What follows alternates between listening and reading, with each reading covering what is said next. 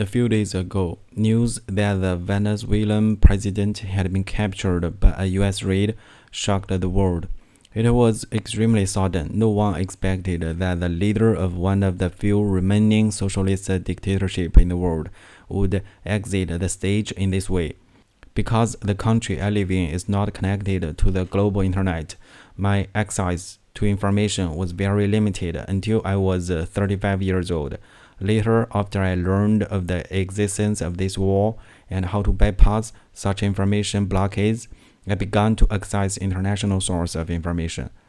The events in Venezuela are the first major world event that truly moved me, since I started paying close attention to what is happening in my own time and in this world. I believe I can deeply understand how happy the Venezuelan people must be at the collapse of Maduro regime. This is because I am living in a socialist country, and I know very clearly what such a system means for the daily lives of ordinary people. If I were a farmer, the grain I worked so hard to grow would be worth less than a bottle of water. This is because the companies that purchase grain are all state-owned, and their monopoly position prevents grain prices from rising with inflation. They hold the power to set prices.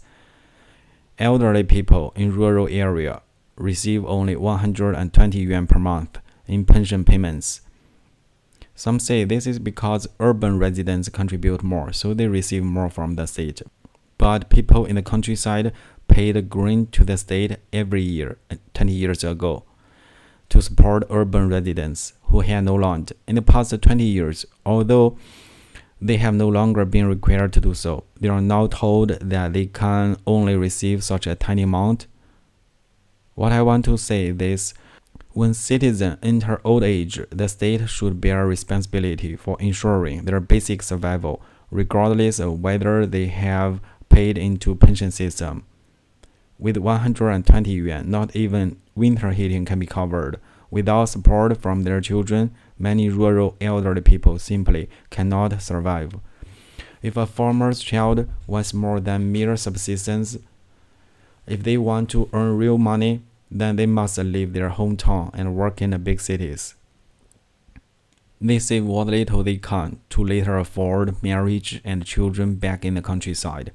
The process of urbanization has led to excessive concentration of resources in cities, and those in power have deliberately amplified this phenomenon, showing not the slightest concern for people who remain in rural area. Although the country implements 9 years of compulsory education, once I marry and have children and move to the city for work, I cannot freely enroll my child in a nearby public school.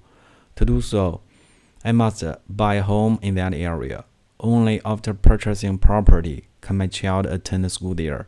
If I can't afford a home or cannot handle mortgage payments, I have only two choices: either pay out of pocket for a lower quality private school or leave my child behind in the countryside with my elderly parents while my spouse and I work in the city. Children in this situation share a common label: left behind children. If I leave my child in the countryside, we can only live together during school vacations and briefly during Lunar New Year. As a migrant worker in the city, my working hours are endlessly extended. Companies openly ignore labor laws, and this is tolerated and even shielded by the government. This low human rights advantage is the fundamental reason why this country was able to become the world's second largest economy in just 30 years. All the information my child is exposed to is used for indoctrination, including textbooks. This country has no freedom of speech and no free flow of information online. Children grow up in such an environment, gradually molded into the tools the system desires. They are not taught independent thinking or logic. Instead, within a sea of false and chaotic information, a unified set of values and worldview is imposed upon them.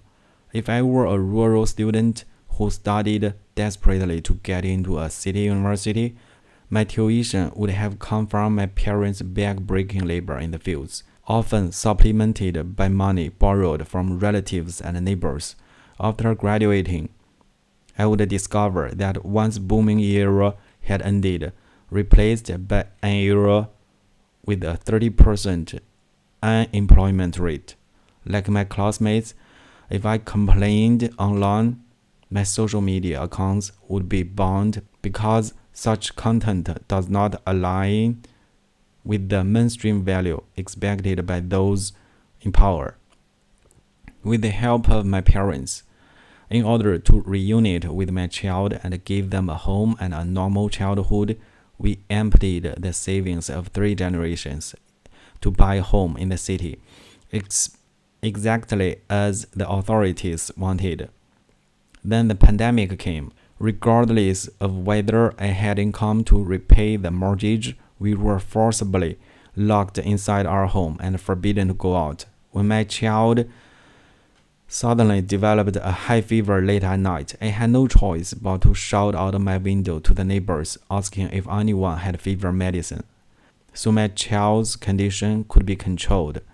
During the COVID-19 period, when I refused to comply with the mandatory testing and forced vaccination, officials broke into my home in the middle of the night, saying that they would take my entire family away for compulsory quarantine. When they threatened the non-compliance would affect my child's future, I too wanted to say, like the childless couple online, that we are the lost generation. Had I known the true nature of this system earlier, I may never have brought my child into this world. The 3 years of pandemic control ended after a deadly fire in a residential building in the winter of 2021. Because the doors were locked shut, a young mother cried out from the window in the middle of the night, begging for help. To this day, many of my siblings and descendants still believe that the lockdowns ended because the pandemic was successfully controlled. They do not know that it was this heart-wrenching cry for help that ignited public anger and forced the authorities to end those absurd 3 years of control. It was only after I adopted a pet that I truly understood the meaning of judicial independence and the rule of law. In this country, there's no animal protection law. Those who cruelly abuse or kill animals face no punishment. I dare not have conflicts with anyone within my living radius. Because I have a beloved pet, I am their entire world and they are my irreplaceable family. I can't accept the possibility that cruel people might harm them. The collapse of Venezuela's authoritarian regime, like the fall of Berlin Wall, came as a surprise to most people. I believe that the regime of the country I live in will also collapse in some form, triggered by some sudden event within the next few years. I hope that what follows will be a long period of democracy, freedom, constitutional governance, the rule of law, and judicial independence. Even such beauty is only temporary, like the brief Weimar Republic before Nazi Germany. I can understand it because at the beginning of dictatorship, we collectively chose silence. We accept this original sin and allow them to poison our children's minds at will.